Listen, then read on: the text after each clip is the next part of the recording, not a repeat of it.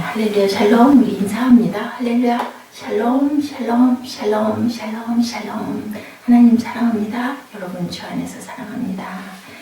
예, 우리 잘 알고 많이 귀하게 여기는 말씀이죠. 네, 교만과 겸손이라는 제목으로 잠언 16장 18절에서 20절까지 우리 합독했습니다. 교만은 뭘까? 저는 제가 하나도 교만하지 않다고 생각했는데 자세히 생각해보니까 엄청 교만하더라고요. 너무 자신이 만만한 것도 교만이죠. 그죠? 삶을 거스르려고 했던 것도 교만입니다. 과도한 자기 자랑이죠.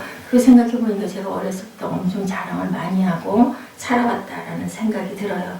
하나님이 주신 달란트가 있다 보니까 항상 남 앞에 드러내고 뽐내는 그런 기질을 갖고 살았더라고요. 우리 삶이 생각해보니 구석구석에 너무너무 교만이 많더라는 생각이 듭니다. 또한 겸손한 구석도 있죠. 저는 굉장히 제가 겸손한 줄 알았어요. 남에게 심한 말 못하고 상처 주는 거 힘들어하고, 그죠? 그런 모든 게 너무너무 겸손하다고 생각을 했는데 그렇지가 않더라고요. 내가 겸손하다고 자부심을 갖기에는 끊임없는 교만이 속에서 불쑥불쑥 솟구치는 것을 우리가 항상 느낍니다. 과도하게 내 자랑, 내가 옳잖아, 내가 바르잖아, 너 틀렸잖아. 항상 아이에게도 그런 부분이 참 심한 것 같아요. 자기 자랑하는 것이 인간의 본성이에요. 하나님이 또 그렇게 만드시기도 했어요. 그것을 우리가 뛰어넘어서 남과 비교해서 남을 누르며 자랑하는 것이 교만의 속성입니다. 촛불이 한낮에 태양 앞에서 아무런 힘이 없어요. 근데 또 밤에는 어때요? 밤에는 그 촛불 하나가 시위를 밝히죠. 그런 걸 보면 참 촛불이 대단한 것 같지만 태양 앞에서는 아무런 빛을 드러내지를 못합니다. 또한 물방울이 태평양 바다 가운데 물방울 한 방울이 아무런 의미가 없어요.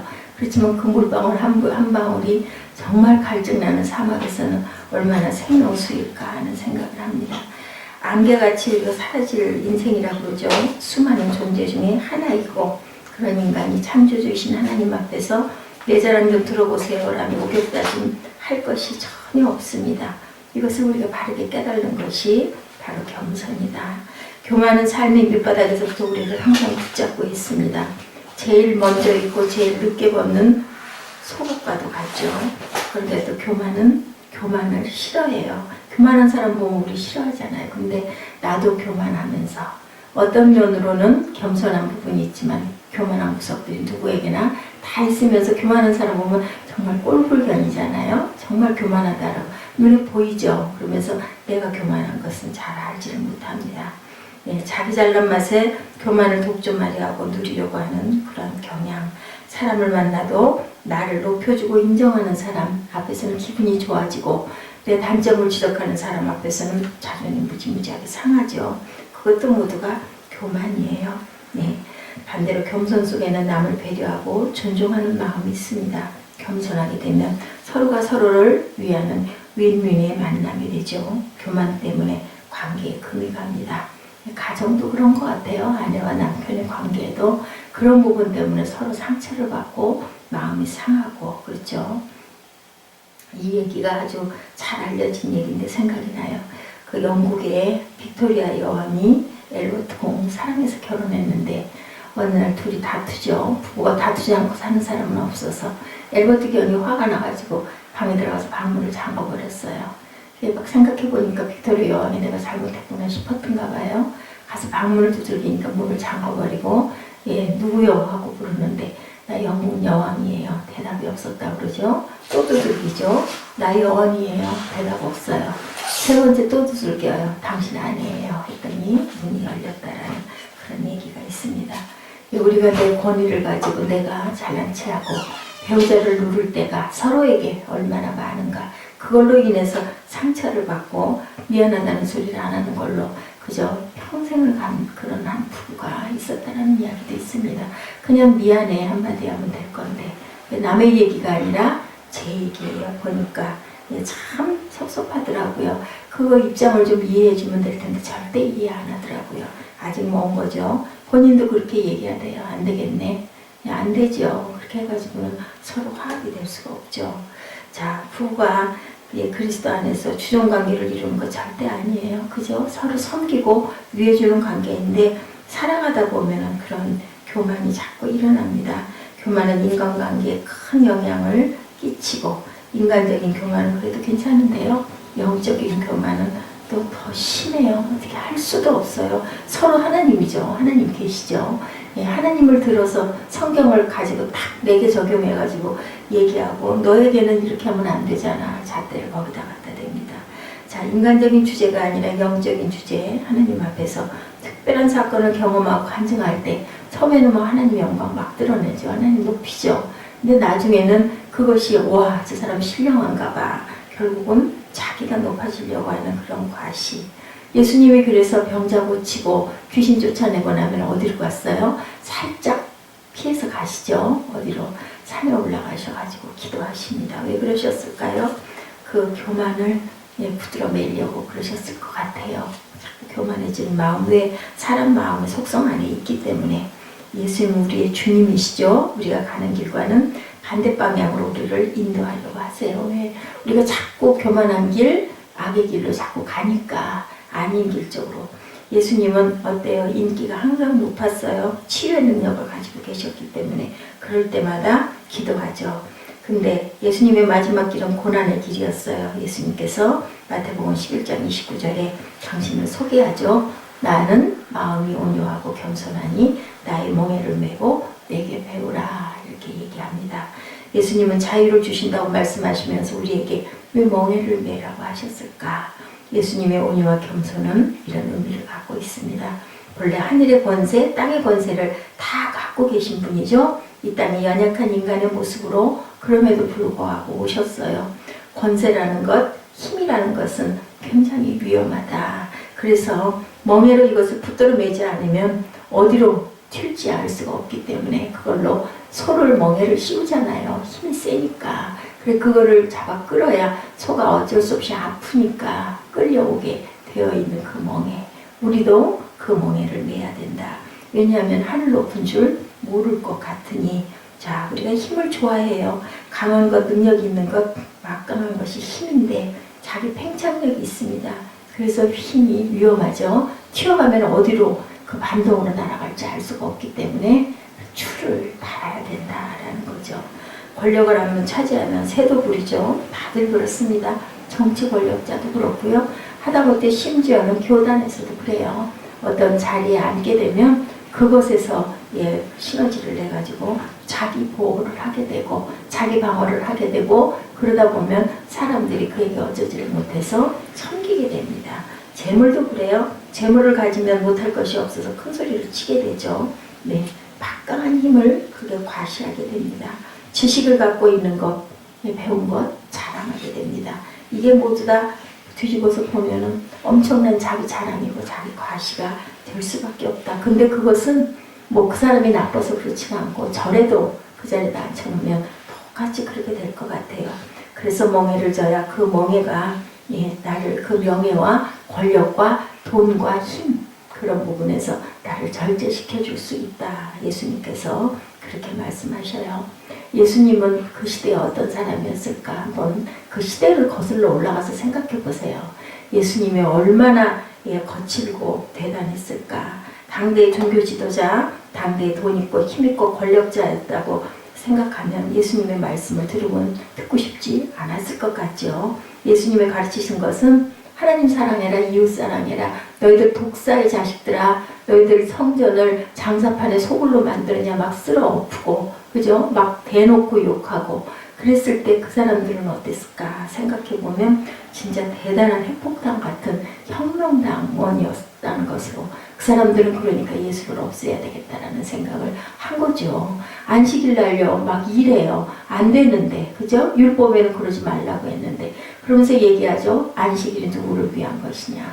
사람을 위한 것이 아니냐? 법을 위해서 있는 게 그게 무슨 법이냐? 아니다라고 얘기를 하셨어요. 다 반대로만 얘기를 하셨어요. 그러니까 그 시대에 그것을 믿고 가던 사람들에게는 장애물일 수밖에 없었다.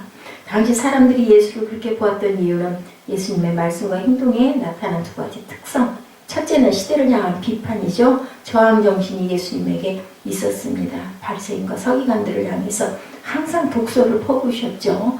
본인이 그죠? 자기 권력 이용해가지고 약한 자들을 잡아 누르고 탈취하고 하니까 그것들이 보이니까 아무도 거기에 대해서 반응하지 못하는 걸 예수님은 담대하게 뭐 상관없었던 거죠. 예, 하나님의 아들이셨기 때문에 그것을 아무도 깨달아 알고 인정하지 못했다. 너희는 백성을 목 잡는 양처럼 내버려두는 가짜 목자들, 가짜 지도자들이다 라고 외치신 거예요. 아주 험하게 당시 사람들 향해서 말씀하시죠. 독사의 자식이라고도 했습니다. 또 부자들아 권력자들아 화가 있을 것이다. 너희는 너희 재물과 권력으로 너희의 배만 부르게 하고 사리사욕을 채우는 일에만 사용하고 있는 게 아니냐. 너희들에게 화가 있을 것이다. 신랄하게 비판합니다. 그들은 충격을 받죠. 구약 율법 613개의 조항, 그들이 해야 할 일, 하지 말아야 할 일들을 세분화해서 나눠놨는데 하나님께서는 딱 두 가지로 하나님 사랑하면 돼, 이웃 사랑하면 돼 이렇게 말씀하십니다. 너희 하나님을 사랑하냐? 전심으로 사랑하냐? 생명 걸고 사랑하냐? 반문합니다. 우리는 거기에 뭐라고 대답할 수 있을까요? 그 당시 그 시대에 얼마나 기가 막힌 폭탄이었을까 생각합니다. 하나님을 사랑하는 마음으로 내 이웃의 연약함을 긍휼히 여기고 그들을 사랑하느냐, 내 몸처럼 이웃을 사랑하느냐. 예수께서 이 모든 구약을 단순화시키시죠. 또한 안식일도 위반하시죠. 사람이 안식일을 위해서 있는 것이냐, 안식일이 사람을 위해서 있는 것이냐, 도대체 법이 왜 있느냐, 사람이 살기 편리하라고 법이 있는 거 아니냐, 이렇게 혁명적인 분이 바로 예수님이셨어요. 안식일에 고통받는 자, 병들어서 신을 맞는 자 고쳐주시죠. 주일에 예배를 드리면서 우리가 얻는 것, 샬롬을 얻기 위함입니다. 하나님의 은혜를 얻는 거죠. 하나님의 나 같은 자를 불러주셨다. 그 사실과 그래서 우리 인생이 하나님을 높여야 된다는 생각을 해야 되는데 이런 예수님의 기본 정신을 잃어버렸기 때문에 한국교회가 지금 흔들리고 있다라고 합니다. 두 번째, 예수님은 아무도 예수님의 정체성을 예측할 수 없는 이야기를 하죠. 내가 곧 길이래요. 내가 진리래요. 생명이래요. 그 당시에 그 사람들이 들었을 때는 어떻게 생각했을까? 정말 신성을 모독한다라고 생각했을 거예요. 내가 하나님의 아들이래요. 하늘에서 내려왔대요. 그것을 성령을 받지 않고 어떻게 믿을 수가 있을까? 정신병자로 여기지 않았겠어요? 그 사람들이 생각할 때는. 그죠? 예, 수고하고 무거운 짐진 자들아 그리고 다 내게로 오라. 내가 너를 쉬게 해줄 거라고 얘기하십니다. 예수님은 우리를 억누르고 당신 마음대로 조종하고 사용하려고 오신 것이 아닌데 그때의 율법은 사람을 억누르고 조종하고 그것을 이용하려고 율법이 정해진 것으로 예수님 눈에는 보였기 때문에 예, 굉장히 그저 예, 박애의 주의를 가지신 예수님이셨구나. 그러니 그 당시에 그 사람들은 자기들에게 걸림돌이 예수님이 되었던 거죠. 인간적으로 교만해 보였을 거예요. 그 사람들이 볼 때는 말도 안 되잖아요. 저게 무슨 하나님의 아들이야. 저런 거지 같은 녀석이. 이렇게 생각하지 않았겠느냐는 거죠. 예, 교만은 예, 우리가 잘못할 때 본문 16장 18절에 패망의 선봉이요 거만한 마음은 넘어짐의 앞잡이다. 넘어지는 교만, 패망의 선봉인 교만은 무슨 뜻일까? 나를 생각하는 나만 안위하게 하려고 하는 그 생각이 바로 교만입니다. 하나님의 거룩한 뜻에는 관심이 없죠. 내 중심적으로 내 탐욕, 내 이익, 내 안락만 생각하는 것이 바로 교만이다.